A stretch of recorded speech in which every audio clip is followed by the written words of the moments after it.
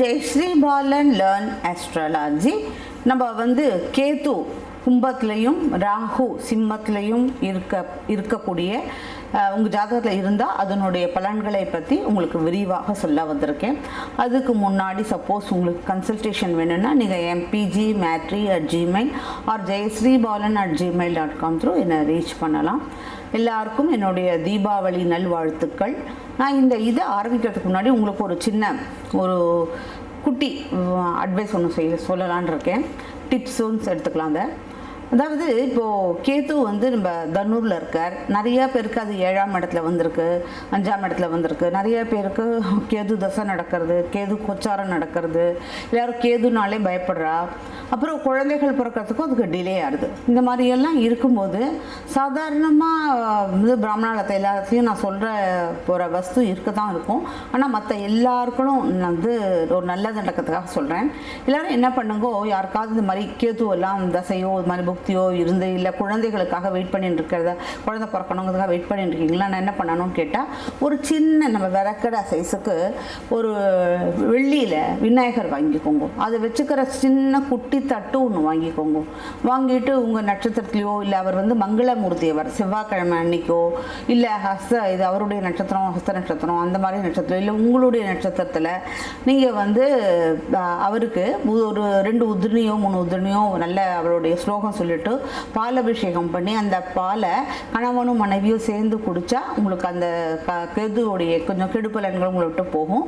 அப்புறம் குழந்தைகள் யார் குழந்தை பிறக்கிறதுக்காக காத்துன்னு இருக்காங்களோ அவங்களுக்கும் நிறையா குழந்தை பிறக்கிறதுக்கு நல்ல ஒரு உபயோகமாக இருக்கும். அதனால உங்களுக்கு நம்பிக்கை இருந்தால் நீங்கள் இதை பண்ணலாம்.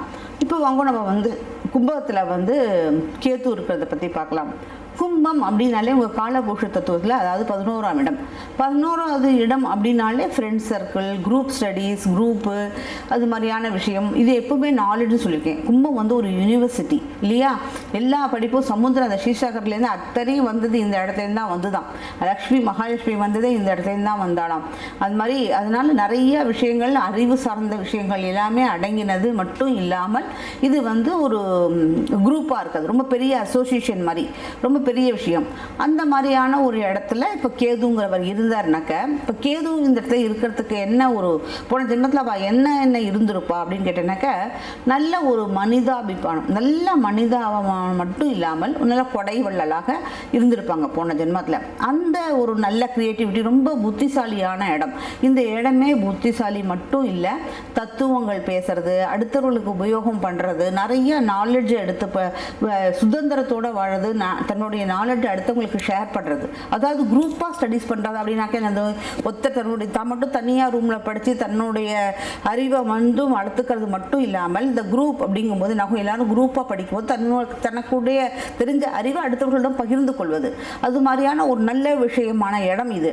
ஆனால் இந்த இடத்துல கேது அப்படிங்கிறவர் பார்த்தேன்னாக்க எப்படின்னு கேட்டீங்கன்னா அவர் வந்து முதல்ல தன்னை வளர்த்துக்கிறது. இந்த இடத்துல கேது யாருக்கு இருக்கோ அவள் என்ன பண்ணுவாளாம், ஃபஸ்ட்டு சின்ன வயசில் பார்த்தேன்னா ஒரு 15-18 வயசு வரைக்கும் அவள் வந்து ரொம்பவும் யார்கிட்டையும் பழக மாட்டா. ஏன்னா குரூப்னு பேர் அது, ஆனால் இருக்க மாட்டா, இவள் தனியாக தான் இருப்பாள், யாரையும் சேர மாட்டா. அதே சமயத்தில் தன்னுடைய அறிவை உலகத்தில் இருக்கிற அத்தனை அறிவையும் அவ்வளோ அழகாக வளர்த்துப்பாளாம். அடுத்த வாக்கிடெல்லாம் பகிர்ந்துக்கவே பகிர்ந்துக்கணும், ஆனால் பகிர்ந்துக்க மாட்டாளாம். பகிர்ந்துக்காமல் அது மாதிரி வளர்ந்துட்டு அதுக்கப்புறம் பார்த்தேன்னாக்கா அவ்வளவு புத்திசாலியாக ஆயிடுவாளாம். அத்தனை புத்திசாலியை வளர்ந்ததுக்கப்புறம் அடுத்தவர்களுக்கு உபயோகமாக இருப்பாளாம். அடுத்தவர் தன்னுடைய அறிவை வந்து அடுத்தவர்களுக்கு உபயோகப்படுத்துறது. ஒரு உதாரணம் பார்த்தேன்னாக்க சூரிய வெளிச்சம் இது அதுக்கு முன்னாடி நிறைய விஷயங்கள் சொல்லணும். அடுத்தப்பில் பார்த்தேன்னாக்க சிம்மத்தில் வந்து ராகு இருக்க. அது சிம்மம்னா என்னது, கிரியேட்டிவிட்டி. உங்களுக்கு ஒரு சூரியன் உதிச்சாதான் ஒரு பூவே தாமரை பூவே மலர்றது. சூரியன் உதிச்சாதான் நமக்கே நம்ம ஸ்கின்னுக்கெல்லாம் வந்து சூரியனுடைய இது வேணும். அத்தனையும் சூரியன் இருக்கிறதுனால தான் இந்த உலகமே இயங்கிறது. ஸோ அதனால் ஒவ்வொரு குழந்தை உருவாகிறதுக்கும் சூரியன் ரொம்ப விஷயம். கிரியேட்டிவிட்டி, சூரியன் இஸ் த கிரியேட்டிவிட்டி, சூரியன் இஸ் த நாலேஜ். அதனால அந்த அறிவு வெளிச்சம், அறிவு ஒளி இவாளுக்கு இந்த கும்பரத்தில் இருக்கிற கேதுக்காரர்களுக்கு இங்கேருந்து தான் வரதான். சிம்மத்திலேருந்து தான் அறிவு வெளிச்சம், அந்த வந்து அறிவு ஒளியானது, ஒரு ஞான ஒளியானது அவளுக்கு அங்கே போய் ஆக்டிவேட் ஆகுதான் இங்கே கும்பத்தில். அதனால இது ரொம்ப அழகான ஒரு இடம், ரொம்ப நல்ல இடம்.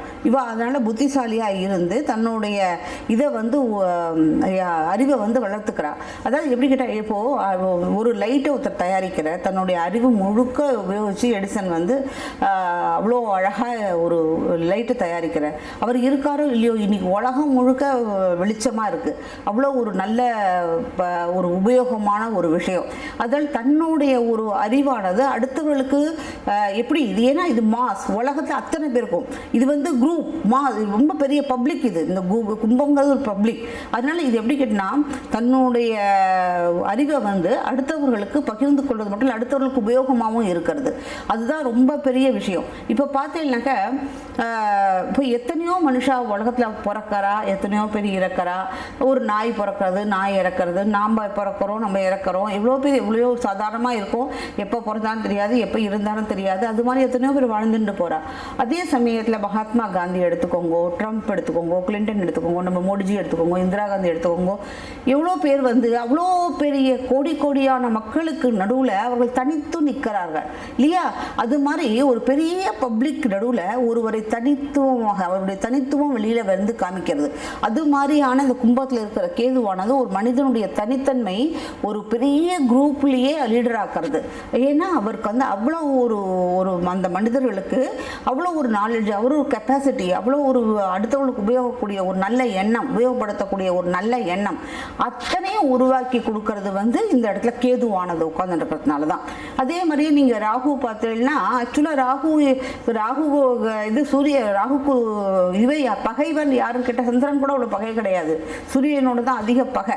அது சூரியனோட வீட்டில் அவர் உட்கார்ந்துருந்தா கூட அந்த இடத்துல கேதுவோட நட்சத்திரம் இருக்குது, மக நட்சத்திரம் இருக்குது இல்லையா? அதனால இவர் என்னாகும், இவர் வந்து அந்த அது ரிலேட்டட் கேது, அந்த கிரியேட்டிவிட்டி தான் ஜாஸ்தி அவர் எல்லாருக்கும் உண்டு பண்ணுவார். உண்டு பண்ணுறது மட்டும் இல்லாமல் இந்த இடத்துல ஒரு, அதாவது எப்படி கேட்டிங்கன்னா, அங்கேயும் பார்த்தா கேதுக்கு வந்து சதய நட்சத்திரம் ராகுவோட நட்சத்திரம் அந்த இடத்துல கும்பத்தில். அது மட்டும் இல்லாமல் கும்பம் வந்து சனீஸ்வர பகவானுடைய ஒரு வீடு, அது சொந்த வீடு. அப்போது அவருடைய ஒரு தலையும் உடம்பும் வாலும் என்ன தனித்தனியாக இருக்கு இல்லையே, ஒரு உடம்பு தானே.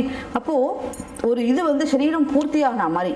அதனால இது வந்து ஒரு நல்ல விஷயத்தான், நல்ல பலன்கள் தான் உங்களுக்கு கொடுப்பார் இங்கே கேதுவானவர்.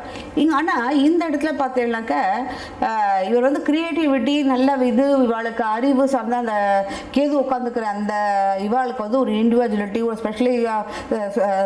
ஒரு ஒரு ஸ்பெஷாலிட்டியாக எடுத்து காமிக்கிறது.